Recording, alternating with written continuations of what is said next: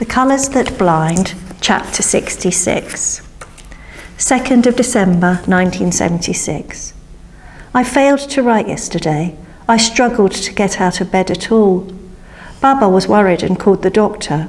When he came by, he said that I am suffering from post-traumatic stress, but I feel as though I am in a hell that is boiling over. Perhaps post-traumatic stress is the kinder way to tell me that I am trapped here, that the war is now in my mind and might never leave. But I keep telling myself that I must write it all down. I must not allow myself to forget. So I will read this again and again, lest I begin to forget, because I cannot allow myself to, and there is more to tell of that night, more than I could not bring myself to write first time round. I feel ashamed of how fast I ran, trying to escape when the smell of blood whipped my nostrils and a wind arose, whistling strongly, and with it a sharp bow of lightning struck. As I neared the trees close to the river, I saw that Matthew was there, standing under a tree talking to two men. For a brief moment, relief sank in when I realised he had not yet left, and I sprinted towards them, breathing heavily and shouting, "Matthew, they're all gone, Matthew, all of them, they're gone."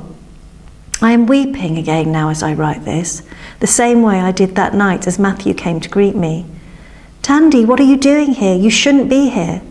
There was concern in his eyes, and his voice was low as he quickly glanced behind him, as though the danger behind him might hear. "You should go, get out of here."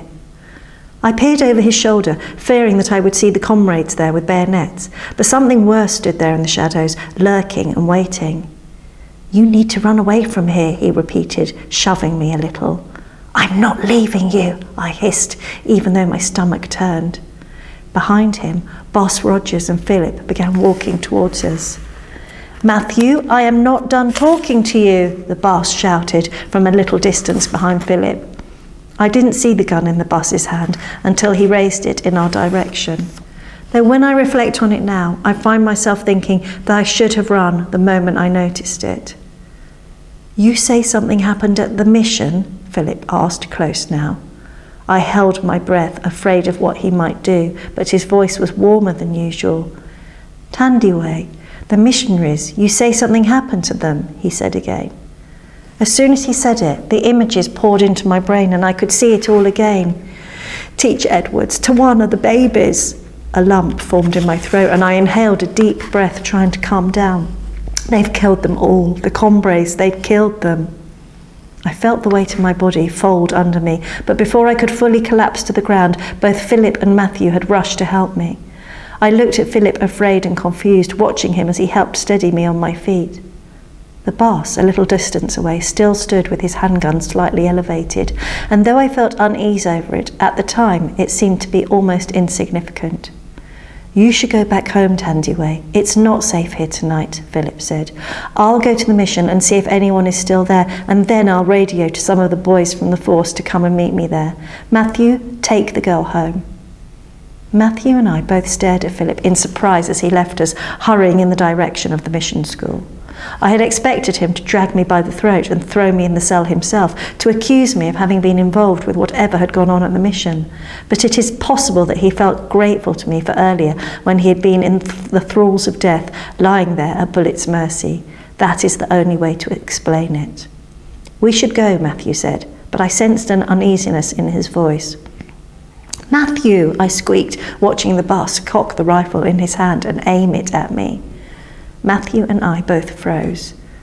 "Didn't I tell you, boy, to leave these bloody animals alone? You thought you could just sneak out of the house and take her with you? You thought you'd disgrace the family like that?" My whole body trembled. Matthew mouthed something, but I couldn't tell what. My heart began to hammer as he walked slowly towards the boss. "Uncle, put the gun down, please." "After all I've bloody done for you, Matthew, this is how you repay me? This is how you repay the family?" The boss's eyes stayed on me. Matthew walked slowly towards his uncle with his hands half hoisted in the air, every step calculated. "Uncle, please, you don't have to do this. She has done nothing wrong. Let her go." "Step back, Matthew." But neither of them would back down. As soon as Matthew jumped at his uncle, trying to prevent him from shooting, I shut my eyes so tightly that I was sure my eyeballs would be squashed.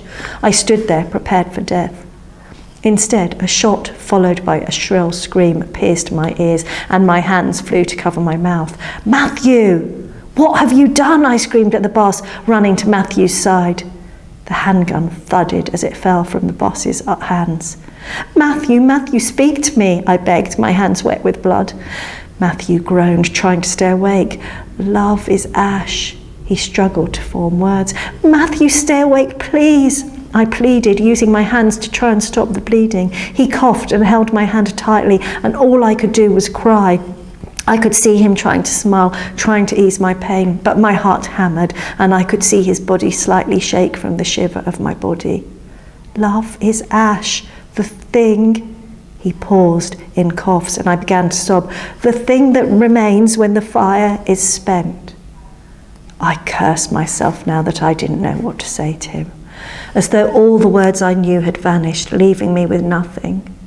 All I could think to do was to hum that same soothing song that Amma used to hum, the same song I had heard when the horror of the missionaries had begun to spill over. "You know though, don't you?" he said through chattering teeth. I held him in my arms, rocking us both and listening. "You do know how sorry I am though, don't you, Tandy, for everything?" He gasped for breath. "For this," he said, as he held my other hand tighter. I could feel him slipping from me, and I began to hum again. I remember how gently I rocked him, humming Amai's song, hoping that the end had not come. But after a while his hand loosened its grip on mine, and I saw the stillness of his face, the emptiness of his eyes. I think the trees shook as I erupted in a scream. It should have been me. I still cannot help but wish it had been.